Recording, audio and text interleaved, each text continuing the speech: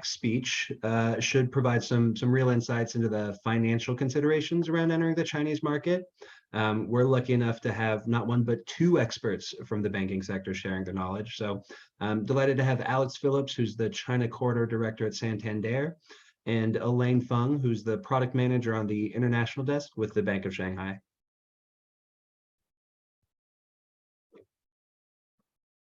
Alex? Thanks a lot, Matt. Let me just share my screen here.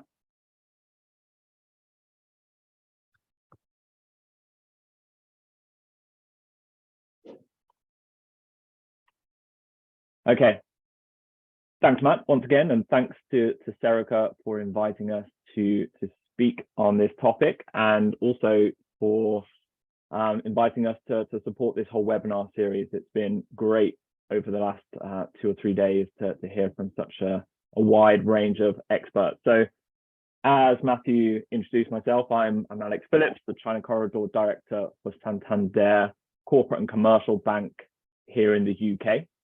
So my role within the bank is to assist companies quite simply with their trade and investment projects in relation to China. That can be right from opportunity identification through to implementation. And I'll explain a little bit more about the context of that in terms of the ecosystem of which Serica are very much part of to help push those through.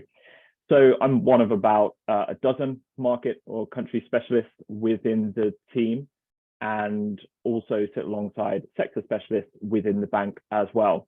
And we all predominantly come from either market or industry backgrounds, and really try to add value to the companies that we work with by providing this kind of beyond banking support to them. Myself, I've spent the best part of the last 12 or 13 years working in or with China, 8 years of those living and working out there, both with government and also in the private sector as well. So, where do we fit in, first of all, as a bank in this ecosystem and in relation to what we're talking about? So Santander, we're present and deeply present in 10 markets, the red highlighted markets that you can see there on this map. Where we do not have our own physical license presence, we work with alliance banks in these markets. And for China, one of those alliance banks is the Bank of Shanghai, and Elaine will be speaking in a bit more depth and with a bit more expertise about the specifics of financing and banking when it comes to market entry to China.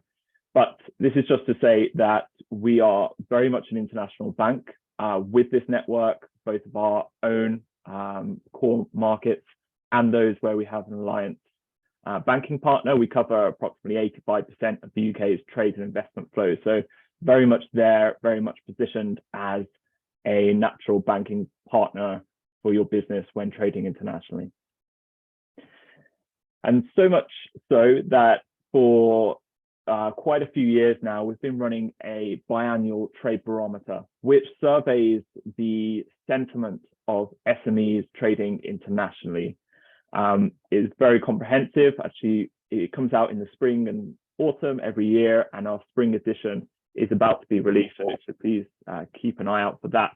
But this just gives you an indication of why international businesses are so important and attractive to us as a bank, and also, why they're so important to the economy as a whole, and why topics like these, series like these, are so important. Because at the end of the day, what we see is internationally trading businesses, those that are diversified in different markets, are more resilient. This comes through time and time again. The confidence of companies who are diversified in different markets are more resilient in challenging economic times, no doubt, of which we are living through, at least over here at the moment. So this is why we're interested. This is why I think a topic like this is absolutely critical to trying to really figure out where the opportunities lie for your healthcare business or your life science business in China, and if you can make a commercial return on investment from it, then ultimately you'll be more resilient. And the trade barometer, really 4 key themes come up every time we run it. And that is that there are 4 consistent challenges that internationally trading businesses are facing. 1, growth opportunities, so finding the new markets and opportunities, where are the points of demand. 2, bureaucracy and regulation, which we've just heard a critical part of from Hamish at Serica. Logistics, these days for shipping actual physical goods around the globe has been challenging over the last few years and expensive. And finally, banking, which we'll hear a bit more of in a moment. And just how that breaks down for China. So approximately 25% of companies we surveyed, and I believe this was from one of last year's trade barometer surveys, said that finding trusted partners, connections, and customers is the key operational challenge for them in China.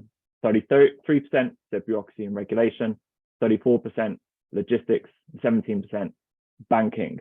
So again, I think this series, and it's great that this kind of aligns with the structure of this series, as we've heard a lot about each of these areas and how to break through and ultimately try to make a success of a business plan in China. So you might think, okay, and the banking one hovers around 20%, give or take, sometimes above, sometimes below. But why we're interested and why we're supporting a series like this, and why we've got the likes of Serica within our ecosystem and others that have been represented on this webinar series as well, such as Serica, is that it is key to help companies through the journey of identifying growth opportunities, getting through bureaucracy and regulation and the logistics challenges, in order so they are at a point where banking and financing is important to them. So just to briefly mention, we do this through now an online portal and proposition called Santander Navigator, which brings together our ecosystems across different markets, those like Serica, who have, as you've seen today, and over the last 2 days, a very impressive ecosystem behind them to try and help our companies in the different markets that they're interested in trading in internationally. And then finally, just to wrap up my kind of scene setting part of this section here, banking is a key challenge here. It's one of the 4 key challenges. And at the end of the day, this still represents about 1 in 5, typically on average, businesses where issues around Chinese regulation on capital controls, repatriation of profit, financing, and other banking issues are still a real issue. And you don't want to be one of those 5 where ultimately your business plans get stuck at this stage. So I will wrap up my section of this here. Hopefully I'll set the scene of where we sit, and I'll hand over to Elaine Feng from the Bank of Shanghai, who will take us through the details of banking and financing in China. Elaine. Thank you. Let me share my screen.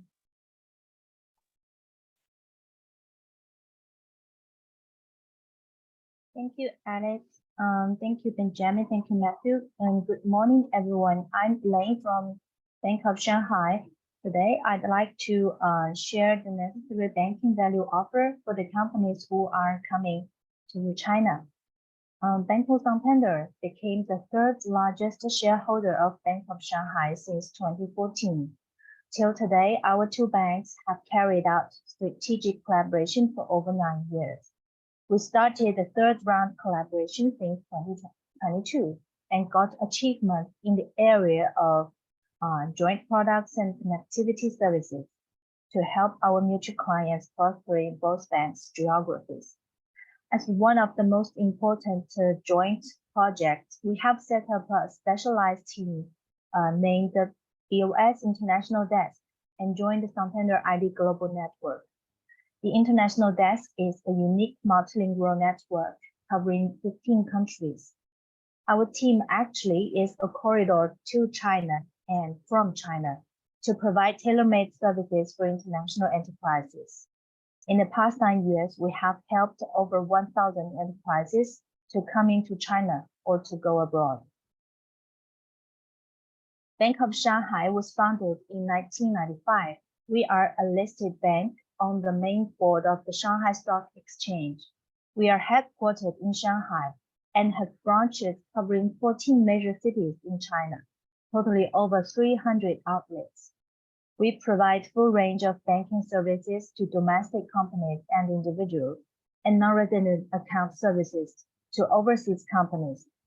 By the British magazine The Banker, Bank of Shanghai ranks number 68 among 1,000 banks around the world in 2022. In terms of Tier 1 capital, we are the top 2 among the city commercial banks in China. This chart shows the common life cycle of a foreign investment enterprise. Normally, when coming to Chinese market, the first step is to register a company. If it's a new entry to China, probably the professional firms could help to solve the related issues, such as tax, accounting, bookkeeping, office rental, to avoid some unnecessary trouble. Then the company shall make appointment to open a bank account. Once the accounts are ready, company can receive the capital fund from parent company, apply for working visa foreign employees, sign contracts, or bind the bank account numbers on public platform. During the daily operation, company can apply for more banking products to meet the demands of online transaction, payroll, foreign exchange, etc. And also, if the company plans to expand business with supplementary funding, financing can be considered. Bank helps company almost through the whole life, even in the dividend repatriation segment. In China, there are a variety of bank accounts which are classified by different currencies and usages. The most necessary bank accounts for foreign investment enterprises include the basic account, the capital account, and the current account. The basic account is in Chinese yuan, and it is the first account to be opened once the company is registered. It is widely used for payments, collections, and cash withdrawal. Each company can only maintain one basic account, and then the company will open the capital account in order to receive capital from the shareholders. Its currency can be US dollar, pound, Chinese yuan, euro, etc., depending on the currency of the registered capital. And the usage of capital shall be within the business scope. If it's a trading company, the current account in foreign currency can be used for international trading or labor services. Then, how long will it take to open the above 3 accounts? Normally, the preparation of documents takes the most of the time. From our practice, at the very beginning, we will assign a professional relationship manager to advise you what documents and information are needed, and a pre-check will be made before the account opening. In parallel, our RM will help you to make appointment with the bank counter and visit your office and take photos, which are the KYC measures. The opening of each account may take half of the day, and the accounts are effective the day after opening. So, despite of the duration of document preparation, it will take about 1 week and a half to get all the accounts ready. The company can authorize trusted staff to deliver the documents to the bank counter. It means the legal representative of the company may not show in China. But you should be noted that most of the documents should be provided in original, such as the business license, the passport of the company's legal representative for the compliance review. After that, the company can operate your accounts through online banking. Next, let's seek the possibility to get local financing in China.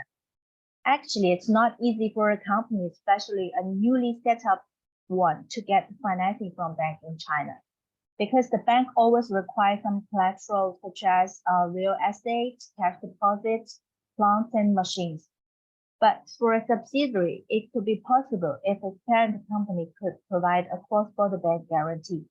For example, the subsidiary applies a working capital loan in Bank of Shanghai.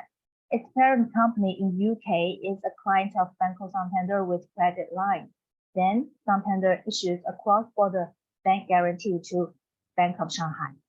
Since our two banks have the interbank credit limit, we regard the bank guarantee as a valid and strong guarantee. And then, after the risk approval, the subsidiary in China can get a loan.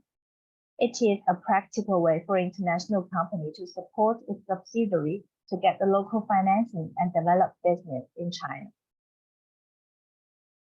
When the subsidiary in China have been running and making profit, it may consider to apply for a working capital loan based on its own credit and assets.